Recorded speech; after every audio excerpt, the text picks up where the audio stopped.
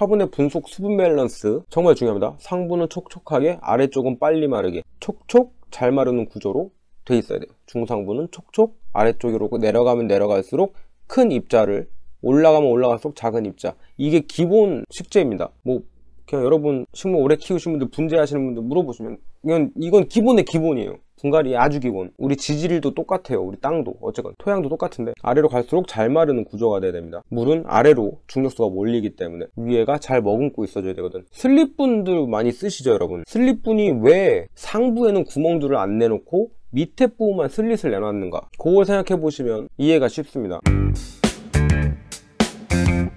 토분은 그 반대가 돼요. 그게 문제야. 아래 물구멍은 너무 작고 굽다리도 없어. 거의 없다시피 해. 그래가지고 바닥면에 밀착이 돼버리기 때문에 아래로 내려온 물은 바닥면에 모여서 습해지고, 그 중상부의 적당한 수분은 오히려 그 소재 특성상 너무 빠르게 다 건조돼 버리는 거죠. 말라버려요. 그래서 하부는 더 습하고 중상부는 오히려 더 건조한, 거꾸로 된 거죠. 그래서 이게 토분을 실외, 바깥에서, 정원, 야외에서 키웠을 때는 문제가 안 돼요. 밑에까지 다 워낙 통기가 잘 되잖아. 바람도 엄청 많이 불고 밖에서는 햇빛도 쨍쨍하고, 야외에서는 토분을 키웠을 때 문제가 안 돼요. 근데 실내 가드닝, 인도어 가드닝에서 토분은 그렇게까지 좋고 막 그렇게 예찬하고 최고의 화분은 아니라는 거. 구조적 문제가. 그거를 개선해 보고자 이제 바닥에 미끄럼 방지 뭐 이런 거를 스티커도 붙이고 그런 걸 해야 되죠. 아니면 뭐 스텐 냄비 받침 뭐 이런 거에 올려서 바닥을 띄워서 관리를 한다거나 뭐 그런 방법을 써야만 하지, 뭐 그런다고 대단한 드라마틱한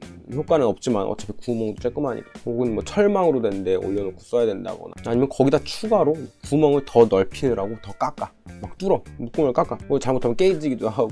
그러니까 그냥 쓰면 안 되고 그렇게 뭔가를 해야 그나마 조금 나아지는 게 토분입니다 여러분. 그러니까 무조건 토분에 키우면 잘 마르니까 단순하게 식물을 엄청 잘 자랄 거라는 그런 생각, 그거 아니에요.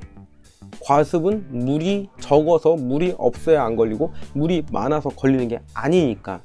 그리고 말씀드렸다시피 아래쪽은 상대적으로 잘 마르고 위로 갈수록 수분을 잘 보유할 수 있는, 습기를 잘 갖고 있는 그런 식재를 해야 구조가 반대가 돼버리는 거예요. 그리고 토분하면 뗄래야 뗄 수 없는 부분, 백화현상. 어떤 분들은 이제 그건 이제 토분이 무르익으면서 저절로 생겨나는 예술이다, 멋스럽다, 그렇게 말씀들도 하시는데 뭐 취향은 존중합니다. 다만 그 백화현상이라는 게 이렇게 썩 그리 대단하게 좋은 건 아니라는 거. 인터넷창에다가 토분 백화현상만 쳐봐도 엄청 많은 이야기들이 나옵니다. 그리고 대부분 보이는 말들이 뭐냐면 백화현상은 곰팡이가 아니에요.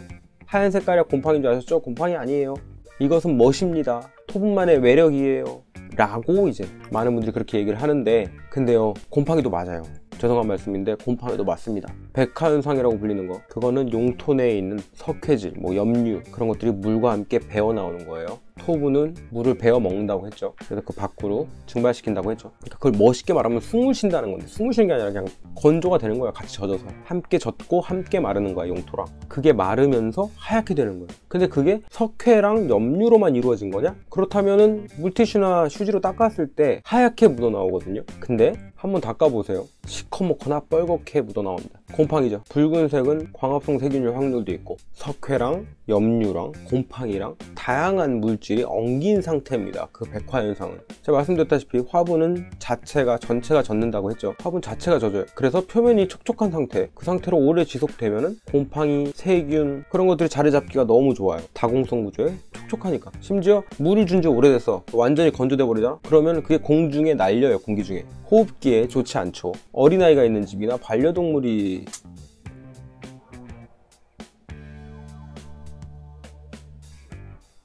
깜짝이야. 여러분 놀라셨나요? 전 지금 놀라서 지금 불이 갑자기 꺼졌어. 타이머를 해놨거든. 모든 이 식물등은 제가 몇 시에 켜져서 몇 시에 꺼지게 이렇게 타이머를 해놓기 때문에 갑자기 꺼지면 이렇게 놀랜다고. 근데 오늘 하필 지금 촬영 중인데 이렇게 갑자기 끄면 나보고 어쩌라고. 눈치가 없네 이 식물등들은. 어쨌든 어디까지 얘기했지? 이게 진짜 뭐 얘기했지? 공기 중력에 날린다고, 이 백화현상의 그 가루들이. 그러면은 호흡기가 안 좋기 때문에 어린아이 키우시는 분들, 그리고 반려동물 키우시는 분들한테 알고 키우시라, 알고 사용하시길 추천드려요. 그러니까 원래 얼굴 좀 어둡게, 이게 딱 역광에서 그림자 한 상태로 좀 분위기 있게 찍으려고 했는데 이게 뭐야 갑자기. 어쨌든 그게 중요한 게 아니지. 자꾸 오늘도 뭔가 너무 길어지고 있는 분위기인데 이거 두 편 나눠야 될 것 같은 분위기인데 어쨌건. 그리고 이게 그냥 은은하게 백화가 되는 게 또 아니야. 그러면 또 약간 이쁘다고 뭐 볼 수 있겠는데 또 꺼졌어. 지금 느끼셨나요? 또 꺼졌죠? 이건 이제 제 저 앞쪽, 제 이 카메라 있고 그 뒤쪽으로 제 식물 테이블이 또 있거든요. 거기 식물 등이 또 꺼진 거야. 얘네랑 지금 거리가 있어서 타이머가 2개이기 때문에 약간 차이가 있네, 시간 차이가. 별일이 다 일어. 이게 여러분 생방송의 묘미 아니야. 생방송 아니지, 녹화방송이지. 어쨌든 이대로 갑니다. 저는 이렇다고 다시 찍고 조명을 뭐 세팅하고 이러지 않습니다. 그게 은은하게 하얗게 백화가 되는 게 아니라 시간이 지나면서 시커멓게도 변하고 약간 초래지기도 해. 조류가 끼는 거지. 간혹 이렇게 초록색 때가 끼면은 그걸 이제 이끼가 꼈다고 생각하시는 분들이 있어요. 이끼인 줄 아시는 분들이 있는데 이끼 아닙니다. 조류예요. RG, ALGAE, LG예요. 녹조류죠. 소위 이제 물이끼라고 부르는 막 약간 그런 느낌일 건데, 그렇게 젖으면 미끈미끈 점액찜처럼 느껴지는 그런 존재입니다. 미관상이나 건강상이나 그렇게 바람직한 건 아니다, 백화현상이라는 거. 심지어 오래되면은 그렇게 예찬하는 토분의 장점이라는, 물론 저는 말씀드렸다시피 그게 별로 장점이라고 생각은 안 하죠. 그 표면에 빠른 건조, 겉면으로 물이 배어나와서 마르는 거, 그것도 없어져요. 염료랑 석회질로 코팅이 돼버리는 거기 때문에 백화가 표면이 코팅이 돼버리니까 잘 안 마르죠. 밑에도 가뜩이나 통기성이 안 좋아서 밑에도 안 마를 텐데 이제 위에도 안 마르는 거야. 그래서 이를 방지하려면 주기적으로 세척을 해야 되죠. 뭐 구연산을 쓴다던가 뭐 해서 식초로 닦는다던가. 근데 그러면 이제 식물 잘 살고 있는 애를 굳이 분갈이 타이밍도 안 되는데 잘 자라고 있는 애를 빼서 걔를 씻어주고 분갈이를 새로 하고 그렇게 세척을 하고 이래야 되는 거. 나는 좀 불편하더라고요. 뭐가 좋은지 모르겠고. 근데 뭔가 얘기하다 보니까 토분 까기 인형이 된 느낌이긴 한데, 그러니까 토분을 쓰지 마시라 뭐 이게 아니에요. 단지 이게 토분이 식물한테 대체불가 최고의 화분이고, 토분에 키우면 식물 절대 안 죽는다, 통기성이 너무 좋고 그래서 잘 마르기 때문에 과습에 안 걸린다, 그런 말들이 하도 많길래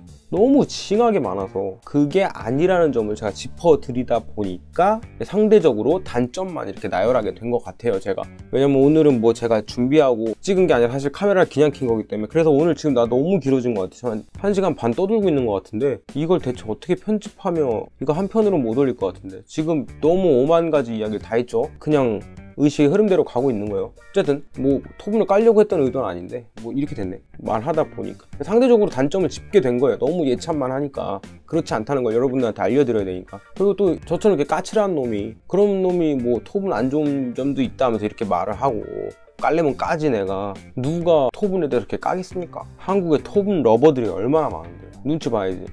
근데 저도 토분 진짜 많이 사용했어요. 써봤습니다. 저도 많이. 안 써보고 뇌피셜로 떠드는 게 아니라 토분 수백 개 쟁여놓고 썼어요. 지금 옛날에 썼던 것들 버리기도 뭐하고 창고에 지금 쌓여있는 애들이 한두 개가 아닙니다. 수십 개가 쌓여있어요. 제가 덕질, 이 식물 덕질을 20년 가까이 했는데 뭔들 안 해봤겠습니까? 그거 아세요? 저는 식물 키우기 초반 때 토분 진짜 많이 썼는데, 토분의 그 백화 현상에 제가 엄청 꽂혀가지고 토분에다가 백화 멋지게 입히겠다고 분무기에다가 석회 타가지고 뿌려주고 표면에 말리고 그러고 있었어요. 진짜 아시는 분은 아실 거야. 진짜 이상한 덕들이 토분에 꽂히면 별짓 다 하잖아. 그 이태리 토분 중에 데로흐 있잖아요. 데로흐라는 그 이태리 브랜드 토분 같은 경우는 얘 약간 살구색 같은 애 있어.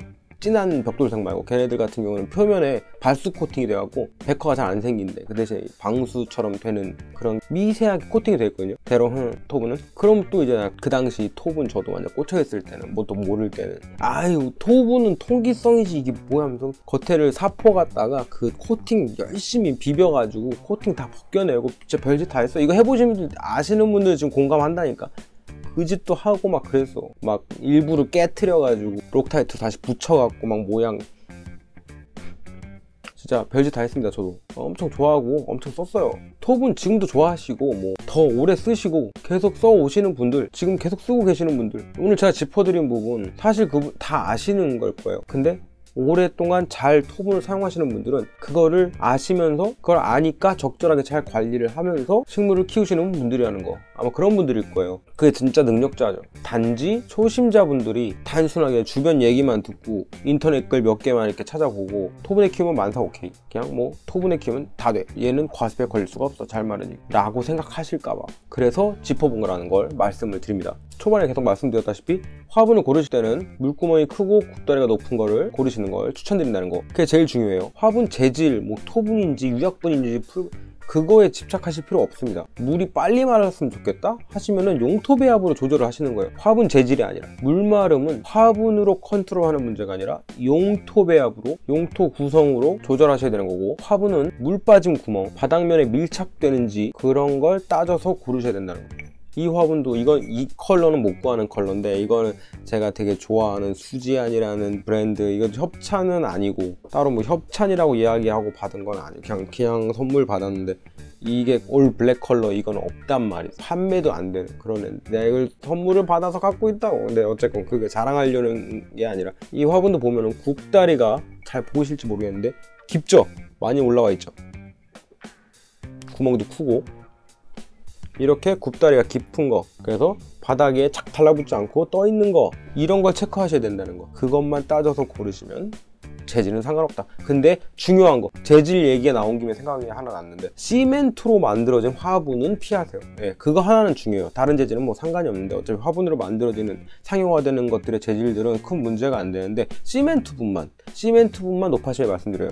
추천드리지 않습니다. 물론 시멘트분도 코팅 처리가 된 애들도 있다고는 하는데, 대부분의 시멘트분들은 좋지 않아요. 왜냐면 식물 용토의 pH를 상승시켜 버립니다. 알칼리화 시켜버려요. 그러면 식물 생장에 도움이 안 되죠. 잘못하면 죽을 수도 있어요. 제가 예전에 다뤘었죠. 식물 거의 대부분은 약산성의 토양을 좋아한다. 거기서 영양분과 이런 거 흡수를 제일 잘하고 잘 성장을 한다. 일부 알칼리 토양에서 서식하는 식물마저도 극소수긴 한데, 일부 학자들 얘기로는 그것마저도 알칼리에 적응하고 참아내는 거지, 알칼리가 그 식물한테 좋지는 않을 수 있다는 뭐 그런 의견도 있어요. 근데 나중에 이런 재밌는 논문들 가지고 한번 떠들어보는 그런 컨텐츠를 만들 때 한번 이야기할 거고, 어쨌든 지금 정확한 건 아니니까 그냥 설이니까 그냥 100% 확답드릴 수 없는데 그런 내용도 있다. 그래서 시멘트 화분만 아니라면 상용화되는 그냥 뭐 어떤 재질의 화분이든 재질 가지고 걱정하실 필요는 없다. 몇 번씩 말씀드리지만 넓은 물구멍 그리고 굽이 중요하다. 그리고 토분의 취약점인 제가 말씀드린 중상부의 과건조, 하부보다 중상부의 상대적 과건조, 그런 문제가 없도록 개인적으로 저는 토분을 사용하시겠다면 고화도로 구워진 토분을 추천드립니다. 혹은 유약이 발려져서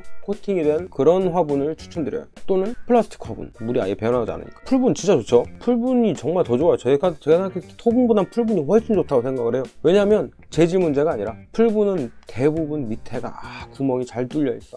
저 이쪽에 있는 애들 화분들 보면 플라스틱으로 만들어진 화분이 얼마나 많은데 전 좋아해요. 또 혹여 이 물구멍이 작거나 물구멍을 뚫었어야 되는, 아예 안 뚫려 있는 그런 플라스틱 화분이 있다? 그럼 내가 뚫으면 돼. 제가 직접 홀서 갖다 뚫어요. 드릴이나 홀서 갖다가 제가 원하는 만큼 구멍을 크게 뚫고 원하는 만큼 만들 수 있기 때문에 오히려 안성맞춤이다. 그리고 풀분들은 대부분 어느 정도 힘을 가하면 눌려요. 적당한 탄성이 있기 때문에 어느 정도 눌린단 말이야, 화분이. 그래서 분갈이 할 때 너무 편리해, 그 부분이 나는. 눌러서 약간 이렇게 물렁물렁하게 해석을 뽑기도 쉽고, 그리고 이게 흙의 경화 방지에도 예방이 된다, 도움이 된다. 흙이 딱딱해지는 걸 막아주는 거야. 중간에 한두 번 이렇게 눌러줌으로써. 물론 경화될 만한 그런 흙은 제가 안 쓰죠. 어쨌든 우리 친애하는 식소남 구독자 여러분은 더 이상 화분 종류를 고르실 때 인터넷에 떠도는 그런 토분 만능설, 도자기 화분은 최악, 그런 이야기를 들으실 필요가 없습니다. 저는 개인적으로 도자기 화분, 화기를 가장 좋아합니다. 뭐 비싸서 많이는 못 사지만. 그리고 그런 화기 중에서도 유약분을 제일 좋아해요. 백화 현상이 아예 안 일어나는 걸 좋아하기 때문에 저는. 여러분도 여러분 취향대로 여러분들이 마음에 드시는 거 고르시면 됩니다. 괜찮아요. 억지로 토분만 쓰실 필요 없어요. 단지 바닥면 아랫부분, 그 부분만 잘 고려하신 다음에 고르시면 됩니다. 아무리 유행하는 화분, 뭐 비싼 화분, 무슨 작가가 어떻게 만든 화분이든, 아니면 뭐 모양이 엄청 이쁘고 무늬가 엄청 이쁜 화분이든, 바닥 구조를 보면 이게 식물을 아는 사람이 만든 화분인지 그냥 뭐 도자기만 한 사람이 그냥 만든 구멍만 뚫은 화분인지를 바로 보이죠. 바로 알게 됩니다. 안 그래도 어저께 가로수길 나이스웨더 갔었는데 거기에 이렇게 화분 말도 안 되는 거 팔더라고. 그러니까 어느 브랜드 뭐 어떤 거에서 입점해놓은 화분인지 제가 얘기 안 할게요. 화분이 한두 개가 아니니까 거기인데 지임누리 베르랑 같이 화분을 들고 이건 너무했다 하면서 봤던 화분이 있어. 그냥 도자기 컵에 구멍만 뚫어놓은 건데 조그맣게 뭐 굽다리 뭐 아무것도 말도 안 돼. 근데 화분이라고 팔더라고. 되게 비싸요. 그런 경우가 있단 말이에요. 화분을 고를 줄 아셔야 됩니다. 재질 말고요, 구조, 기능, 인간이든 화분이든 다 바닥을 봐야 제대로 알 수 있습니다. 그럼 안녕히 계세요.